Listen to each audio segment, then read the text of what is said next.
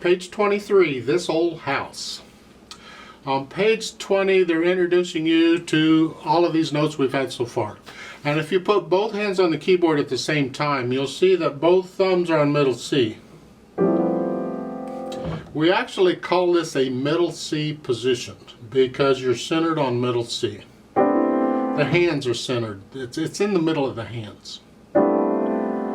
That also happens to be middle C. Huh? And then all the notes, and hopefully you know those. If you don't, keep drilling and learning, working on them.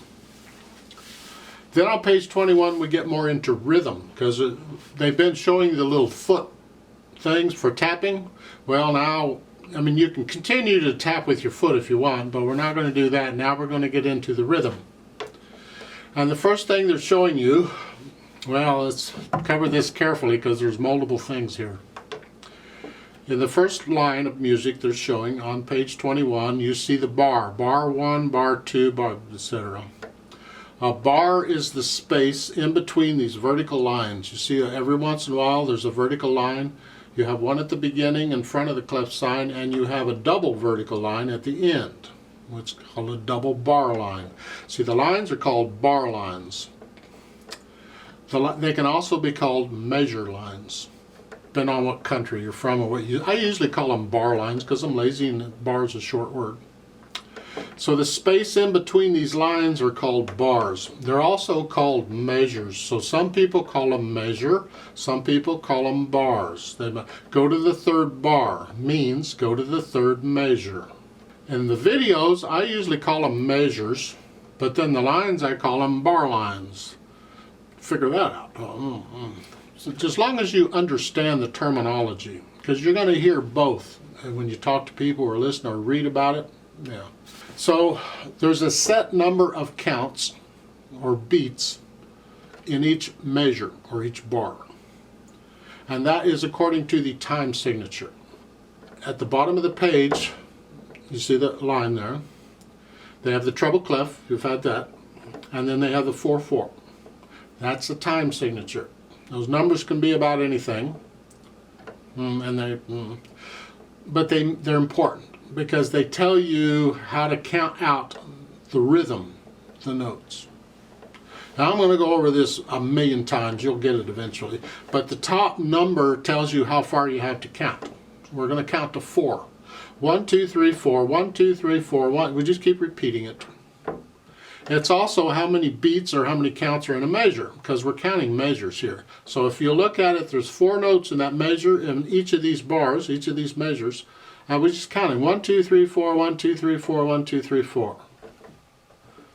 The bottom number tells you what you're counting, because if you're going to count something, it'd be nice to know what you're counting. I haven't had it yet. The bottom 4 stands for quarter, as in 1/4, a quarter of something, a quarter. And a quarter note, we have notes. Remember notes? I don't know. A quarter note is a solid dot with a line. All of these notes they're showing on this page are quarter notes. So there is the same as 4 quarter notes in every bar or every measure. And that's why you see 4 of them in each of these bars. That's the time signature is telling you that. 1, 2, 3, 4, 1, 2, 3, 4. And that's what it is. And that's how we decide. I mean, there's other notes besides quarter notes, and we'll get to them. Okay, but just get this, the idea that 4/4 time, there's the equivalent of 4 quarter notes in every bar or every measure. On page 23, they show you another example, but this has 3/4 time. Well, it's like 4/4 time, except now you only count to 3 instead of 4. In other words, there's 3 beats in a measure, but the bottom number, the 4, tells you what you're counting, so you're still counting quarter notes. So here you're counting it's the same as 3 quarter notes in every bar, in every measure. Well, 1, 2, 3, 1, 2, 3, 1, waltzes are done in 3/4 time too. And that's the idea. So, look at This Ole House. Let's go over all these symbols and make sure we understand them. The 5 lines is called a staff, right? It is. I'm right. Take my word for it. You have the vertical lines at the beginning. They're called bar lines or measure lines.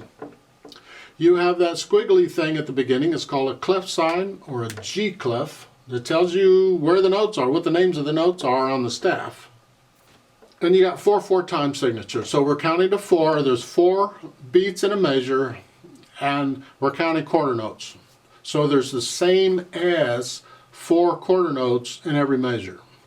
They don't have to be 4 quarter notes. They could be other things, but it will equal 4 quarter notes, more or less. Yeah. Doesn't have to. And this is a good example. If you look at that first measure, there's only 2 counts in it. So right off the bat, you say, what? Wait a minute, what's going on? I wish they wouldn't do this early, because that means I just got to explain more stuff.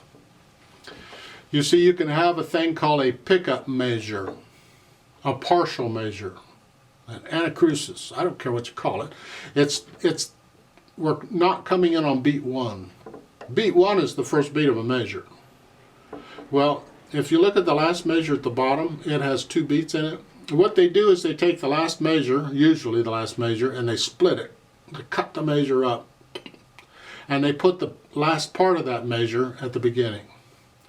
So we're coming in on beat 3, because it's the beats 1 and 2 are at the bottom. This is beat 3, so it's 3, 4, 1, 2. That's a pickup. That number above the staff, that 3, that's not the beat. That's a finger number. That's where they put the finger numbers. So we got a lot of numbers in music. It can get confusing. So they don't tell you above the staff what the beat is. The counting they've put here below the staff, below the words. You see the little numbers? And they're telling you to start here. Well, it's on beat 3. Beats 1 and 2 are at the bottom, the last measure down there. You really didn't need to learn any of that until much later, but they threw it in there, so here you are. First thing I recommend you do is you go through this. They're all quarter notes, so it doesn't matter what the beat is. You just, but say the name of the note and play it. That's all. So you're in C position in the right hand. Remember I said for the treble clef, we're going to use right hand. So here, and we're in C position. We're going to be in C position for a while. Just get used to it. And say the name of the note and play it. Again, I wish they wouldn't put in the names of the notes in the music, because you end up reading that instead of the note. And you need to know the note. So it's an E, G, C, C, C, C, C, C, D, E, F, F. Just go through the whole thing at itty speed. You go nice and slow. Say the name of the note and concentrate on the note and where it is in the staff, not the letter name they're showing you. You need to know the names of these notes. Once you can do that, then go through and play this yourself. Learn it. Nice and slow is fine. So it's hit 3, 4.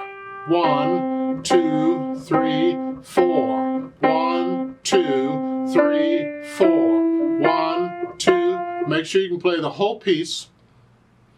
After you're pretty sure you know what the rhythm is, you don't have to count it anymore. You feel the rhythm.